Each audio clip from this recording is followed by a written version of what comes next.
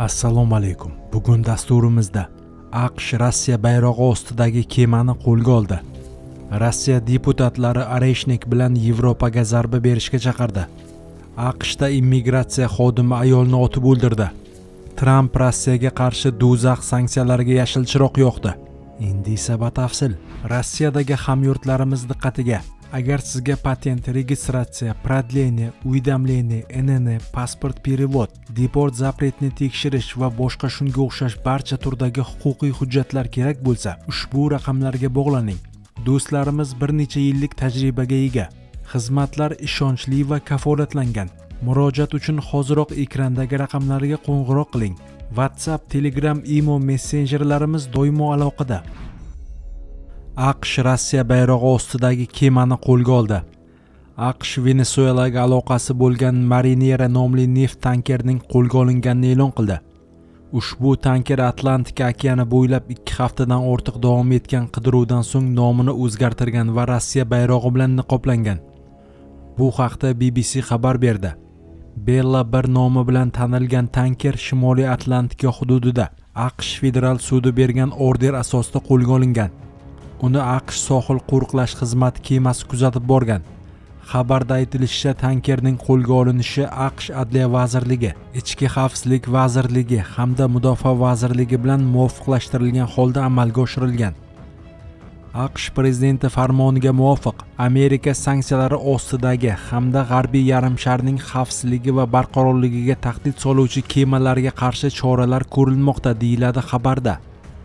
Rossiya transport vazirligi Marinera tankerining qo'lga olinishi yuzasidan bayonot berib, AQSh harakatlarini noqonuniy deb atagan. 1982-yilgi BMTning dengiz huquqi to'g'risidagi konvensiyasiga muvofiq, ochiq dengizda kemalar erkin suzish huquqiga ega. Hech bir davlat boshqa davlat yurisdiksiyasida ro'yxatdan o'tgan kemalarga nisbatan kuch ishlatishga haqli emas, deyiladi vazirlik bayonotida. Vazirlik ma'lumotiga ko'ra, tanker 2025-yil 24-dekabrda Rossiya davlat bayrog'i ostida vaqtinchalik suzish ruxsatini olgan. Shundan so'ng Rossiya Tashqi ishlar vazirligi Marinera tankerida Rossiya fuqarolari borligini ma'lum qilib, AQShni ularning vataniga qaytishiga to'sqinlik qilmaslikka chaqirgan. Moskva shuningdek amerikaliklardan rossiyaliklarga insoniy munosabatda bo'lishni talab qildi. Oq uy matbuot kotibi Caroline Levitt jurnalistlar uchun o'tkazilgan brifingda Marinera tankerni qo'lga olishga ruxsat bergan sud qarori uning ekipajiga ham taalluqli ekani, ya'ni ular AQShga olib borilishi va javobgarlikka tortishi mumkinligini aytdi. Rossiya deputatlari Oreshnik bilan Yevropaga zarba berishga chaqirdi. AQSh harbiylari 7-yanvar kuni Atlantika okeanida Rossiya bayrog'i ostida harakatlanayotgan Venesuelaga tegishli neft tankerini qo'lga olgan edi. Rossiya deputatlari bunga javoban rus harbiylarini AQSh kemalarini cho'ktirishga va Yevropaga Oreshnik raketalari bilan zarba berishga chaqirdi. Rossiya Davlat dumasi Mudofaa qo'mitasi raisi o'rinbosari Aleksey Juravyov Marinera tankeriga nisbatan AQSh harakatlarini qaroqchilik deb atadi va buni Rossiya hududiga tajovuz bilan tenglashtirdi. Torpedalar bilan hujum qilib, bir juft Amerika qirg'oq qo'riqlash katerlarini cho'ktirish mumkin. Ular o'z qirg'oqlaridan bir necha ming kilometr uzoqlikda qo'riqlash ishlarini olib bormoqda. Menimcha, Venesueladagi maxsus operatsiyadan so'ng o'ziga xos jazosizlik eyforiyasida bo'lgan AQShni hozir faqat shunday burniga chertish bilan to'xtatish mumkin, deb taklif qildi Juravyov. Davlat dumasi deputati Andrey Gorilyov esa Marineraga qarshi operatsiya G'arbning katta urushga tayyorgarligining bir qismi ekanini aytdi. Uning fikricha, Rossiya dushman logistikasini har qanday yo'l bilan, jumladan Oreshnikdan foydalangan holda oldindan yo'q qilish kerak. Ukraina uchun o'q-dorilar ishlab chiqaradigan Rheinmetall zavodiga zarba berishga nima to'sqinlik qilmoqda?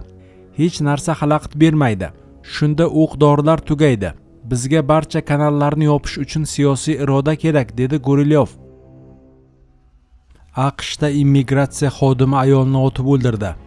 AQShning immigratsiya va bojxona nazorati xodimi 7-yanvar kuni Minneapolis shahrida 37 yoshli ayolni otib o'ldirdi.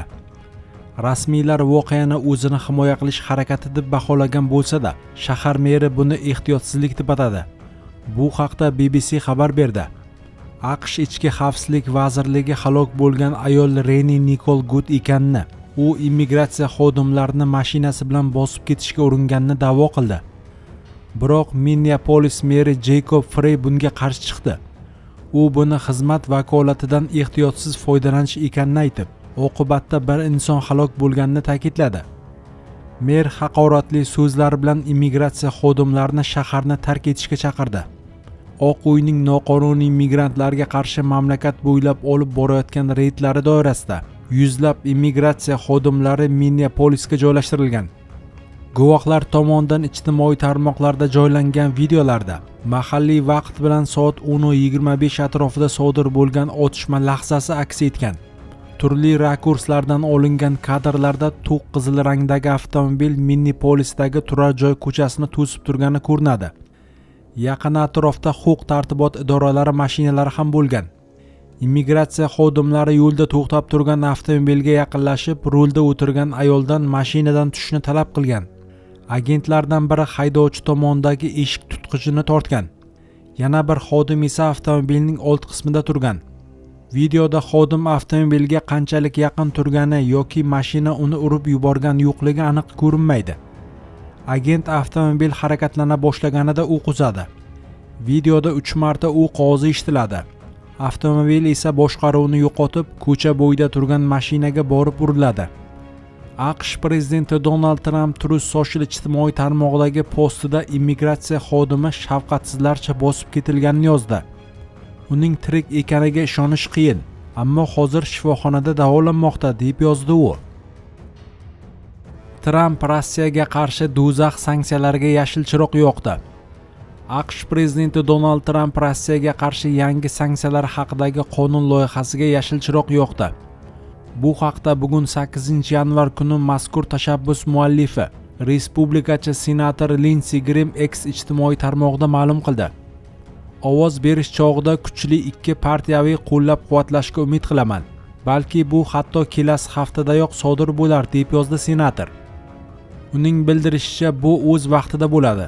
Chunki Ukraina tinchlikka erishish uchun yon berayotgan bir paytda Vladimir Putin faqat gap bilan cheklanib, begunoh odamlarni o'ldirishda davom etmoqda. Bu qonun loyihasi prezident Trampga Xitoy, Hindiston va Braziliya kabi davlatlarga ta'sir o'tkazish uchun ulkan imkoniyat beradi. Ularni Putinning Ukrainaga qarshi qonli urushini moliyalashtirayotgan arzon Rossiya neftini sotib olishni to'xtatishga undaydi, deb izoh bergan Graham. Gap do'zax sanksiyalari yoki yakson qiluvchi sanksiyalar nomi bilan tanilgan tashabbus haqida bormoqda. U AQSh tomonidan Rossiyaning neft, gaz, uran va boshqa xom ashyosini sotib olayotgan davlatlardan import qilinadigan mahsulotlarga 500% boj joriy etishni nazarda tutadi.